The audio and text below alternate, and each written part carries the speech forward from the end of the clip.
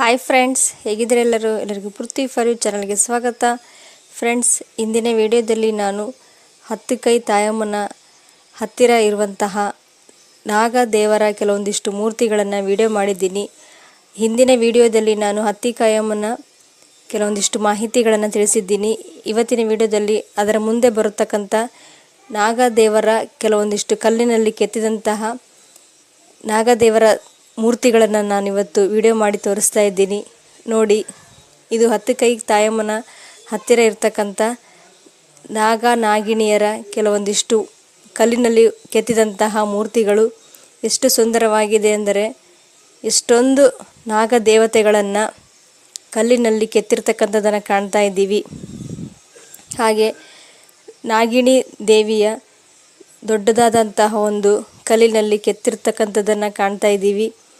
ಇದು ತುಂಬಾ ಸುಂದರವಾದಂತಹ ಒಂದು ಗುಡಿಯಾಗಿದೆ. ನೀವು ಸಹ ಈ ಗುಡಿಗೆ ಭೇಟಿ ಕೊಟ್ಟಾಗ, ಹತ್ತಿಕೈ ತಾಯಮ್ಮನ ಗುಡಿಗೆ ಭೇಟಿ ಕೊಟ್ಟಾಗ ಅದರ ಮುಂದೆ ಬರ್ತಕ್ಕಂಥ ಸ್ವಲ್ಪ ಮುಂದೆ ಹೋದ್ರೇ ಈ ದೇವತೆಗಳ ಕಲ್ಲಿನಲ್ಲಿ ಕೆತ್ತಿರ್ತಕ್ಕಂತಹ ಮೂರ್ತಿಗಳನ್ನು ಕಾಣ್ತಾ ಇದ್ದೀವಿ. ಎಷ್ಟೊಂದು ಅದ್ಭುತವಾಗಿ ಕೆತ್ತನೆಗಳನ್ನು ಮಾಡಿದ್ದಾರೆ.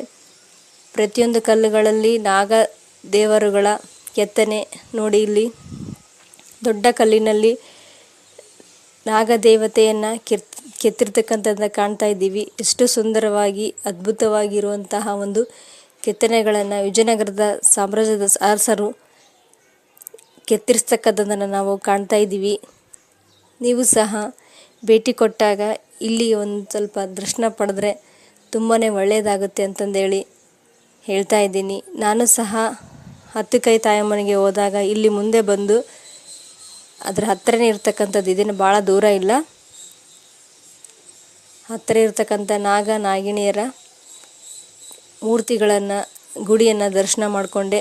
ನೀವು ಸಹ ಭೇಟಿ ಕೊಡಿ, ತುಂಬಾ ಒಳ್ಳೆಯದಾಗುತ್ತೆ. ನೋಡಿ, ಎಷ್ಟೊಂದು ಕಲ್ಲುಗಳಲ್ಲಿ ನಾಗರ ಹಾವುಗಳ ಒಂದು ಕೆತ್ತನೆಗಳನ್ನು ಮಾಡಿರ್ತಕ್ಕಂಥದ್ದು. ಇಂದಿನ ವಿಡಿಯೋ ನಿಮಗೆ ಇಷ್ಟ ಆದರೆ ಲೈಕ್ ಮಾಡಿ, ಶೇರ್ ಮಾಡಿ, ಕಮೆಂಟ್ ಮಾಡಿ. Thank you.